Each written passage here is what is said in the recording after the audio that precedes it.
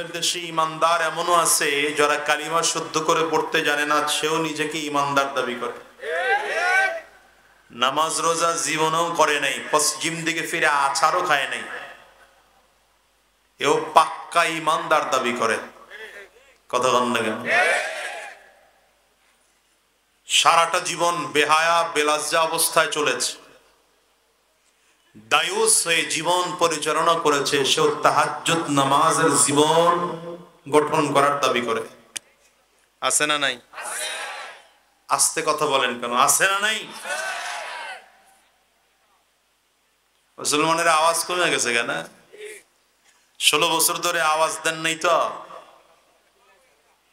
এই জন্য আওয়াজই ভুলে গেছেন। মনে রাখবেন, ইসলাম বিজয় হয়েছে দুটো পদ্ধতির মাধ্যমে। বিমান, কামান, ক্ষেপণাস্ত্র, পিস্তল, গুলি, বুলেট, রাইফেল, এগুলো দিয়ে ইসলাম বিজয় হয়নি। আস্তে বলবেন না, জোরে বলেন। ইসলাম বিজয় হয়েছে দুই পদ্ধতির মাধ্যমে। এক হলো উত্তম ব্যবহার, দ্বিতীয় হচ্ছে ঈমানি পাওয়ার নিয়ে তাকবীরের ধ্বনি। এই দুটো পদ্ধতির মাধ্যমে ইসলাম বিজয় হয়েছে।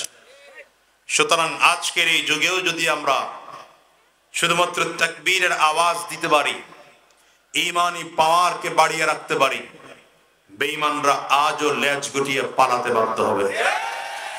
ঠিক কিনা? আওয়াজ করে বলেন। এই জন্য দেখেন নাই, 16টা বছর যাদের ভয়ে এদেশের মানুষ কথা বলে নাই, আলেমরা কথা বলা বন্ধ করে দিয়েছে। কারণ বেশি কথা বললে হুজুর করে জেলে নেওয়া হয়েছে। শুধুমাত্র মারামারি লাগে নাই, কাটাকাটি লাগে নাই, রক্তপাত লাগে নাই, মুসলমান ঈমানি বলে বলিয়ান হয়ে সামনে দাঁড়িয়েছে। গুলি খাবো, বুকে লাগবে, তাও পিছু হটবো না।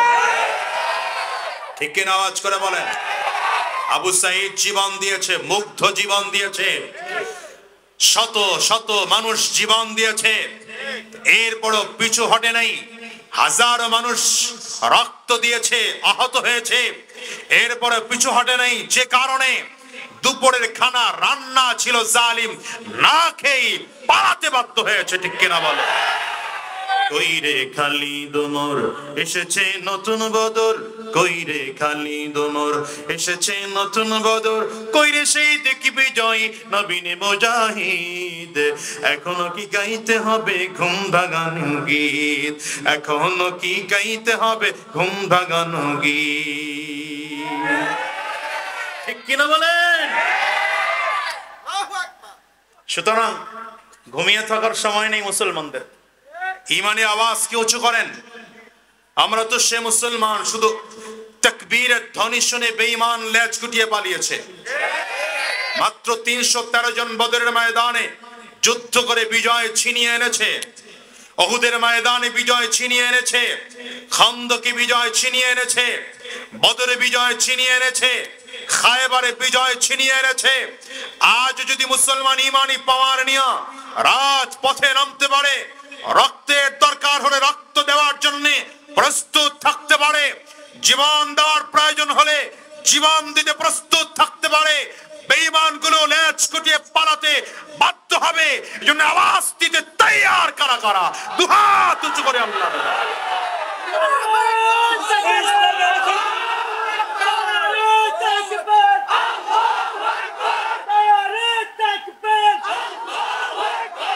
মাশাআল্লাহ, আল্লাহ কবুল করুন, বলেন আমিন। আওয়াজ হয় না, জোরে বলেন আমিন। আমিনের পাওয়ার মোটেও কমানো যাবে না। ঠিক আছে তো? জোরে বলেন আমিন। কণ্ঠে স্লোগান তুলে ফেলেন। দুনিয়ার সব নেতা নেত্রীর স্লোগান বাদ দেন। জীবনে বহুত নেতার পেছনে দৌড়াইছেন, সর্বশেষ দিন শেষে দেখা গেল যে নেতার পেছনে দৌড়িয়েছেন, কেউ চোর, কেউ বাটপার, কেউ চিটার, কেউ গুন্ডা, কেউ সুদখোর, কেউ ঘুষখোর, শেষ পর্যন্ত দেখা গেল উলামায়ে কেরামই শ্রেষ্ঠ চরিত্রবান। সুতরাং কাউকে বিশ্বাস করা যায় না। এই যুগের শ্রেষ্ঠ চরিত্রবান উলামায়ে কেরাম দেশের আস্থার মূর্ত প্রতীক। ঠিক কিনা? আওয়াজ করে বলো। হবে নাকি নবীর জন্য একটা স্লোগান? জীবনে নেতা নেত্রীর জন্য তো স্লোগান বহুত দিছেন। আমার ভাই, তোমার ভাই, আমার ভাইয়ের চরিত্র কিসের মতো পবিত্র? কে কইছে?